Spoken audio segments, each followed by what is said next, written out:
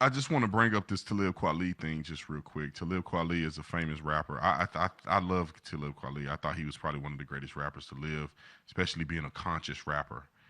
Talib Kweli is on with Pierce Morgan, and so is Vlad. Vlad didn't speak not one time. He's a white guy that interviewed a bunch of rap people in the rap game industry, and people were upset, or at least Talib Kweli was upset, the fact that Tom McDonald, being a white man,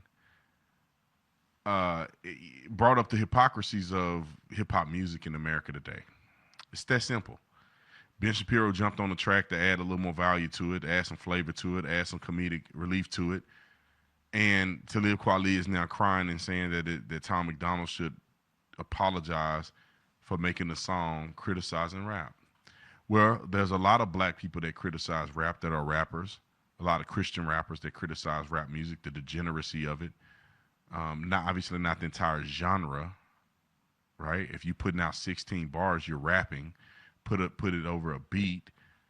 It doesn't matter who you are. You can still rap, whether you good or not. It's irrelevant.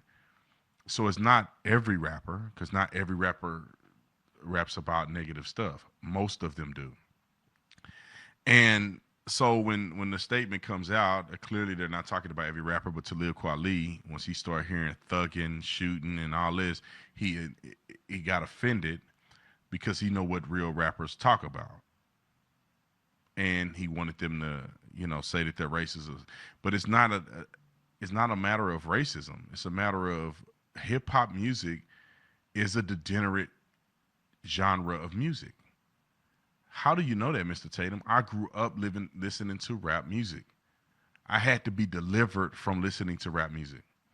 And when I say delivery, they didn't perform an exorcism on me or something like that. It's that I had a conversation with God and said, God, take this away from me.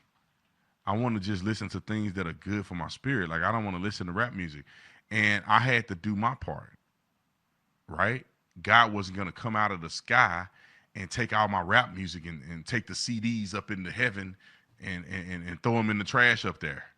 That's not how things work when it comes to God and when it comes to your deliverance. You have to take a step in the right direction. So I threw away all of my rap music. I had all my CDs in my car. I deleted them all off of my iPad. And you got to think, there was years of me collecting all that rap music. I deleted it all. And God delivered me from that.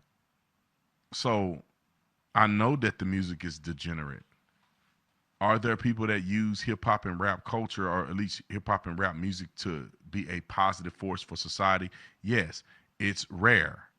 You want to start naming the top rappers? Drake. I don't know who the rappers are. I know it's a dude named. Oh, we got the clip of Pierce Morgan. I know Drake is one of them, but Tupac and Biggie were ones who got killed, and then there's several of them that got killed. But you go to the top rappers that you see, DaBaby, Lil Baby. Who else is up there at the top? I don't listen to rap like that, but you go through all the top rappers, Kendrick Lamar, and go listen to what they say. And each rapper, at some point in their music, they start to talk about the degenerate nature and how men treat women in hip hop culture. They got a whole genre of rap music that's talking about murdering people. It's called drill music, where young thugs literally rap about the murders they committed. So anyway, I have the clip of Pierce Morgan so you guys know I didn't just make this up at the side of my neck. Roll that clip.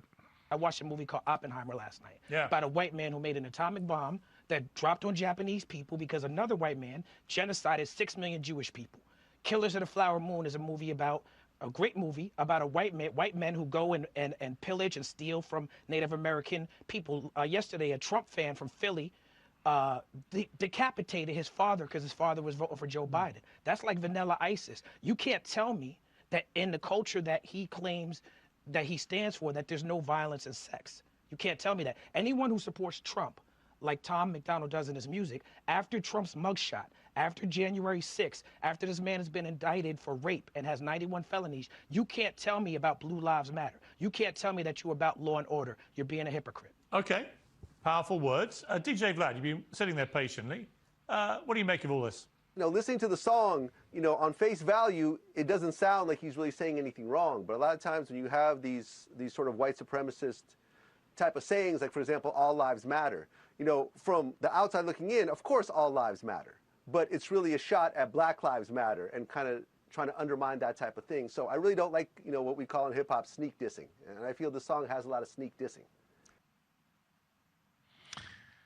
All right. So the last person you heard is a white guy. He run the show Vlad TV, is what I said before. But Talib Kweli is pointing out some random movie that he's seen where white people are doing crimes. Ben Shapiro and Tom McDonald didn't make mention that they are representing the white race. Represent anything other than calling out the hypocrisy in hip hop music. If Ben Shapiro and Tom McDonald were black, would we have a problem here? Because nothing that they said in the music video, and we may have a clip of the music video, nothing that they said in the rap song had anything to do with one particular race. It had everything to do with the hip hop with the hypocrisy within hip hop music. And it's crazy that black people like Talib Kweli, when the pressure is on and they start to get backed in the corner about the hypocrisy that is bestowed in the black community and in rap music, they start getting mad and start comparing themselves to white people. Do white people murder people? Yeah, but there is no white Bloods and Crips. There is no white South Side of Chicago. There is no white Memphis. There is no white St. Louis, which is the murder capital. There is no white Baltimore, Maryland, in these inner cities where there's a tremendous amount of violence.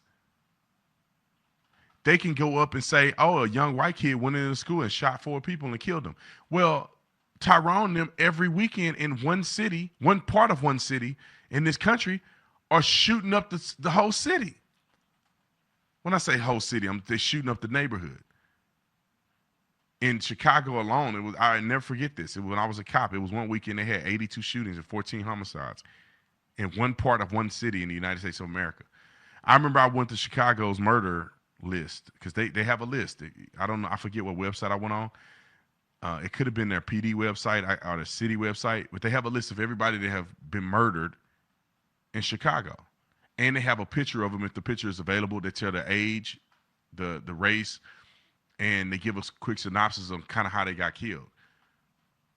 I went through the first 50 people that were killed, and all of them were black. 13, 16, 32, 25, 25, 23, 16, 18, 17, 18, 25, 44, 30. The first 50 were all black. It bothered me so much so that I didn't keep looking at the list. I quit. I said, I've seen enough. It's breaking my heart because every single person, it was 13-year-olds on there, 12-year-olds. Every single person on here is somebody's baby, somebody's child, somebody's brother, somebody's son, somebody's father, somebody's best friend, murdered, never to return. And the numbers are endless. And they die in silence because nobody cares of their death unless they got killed by a police officer. Regardless of that, there is no comparison between the violence in the black inner cities in America and violence that white people do. There is no comparison.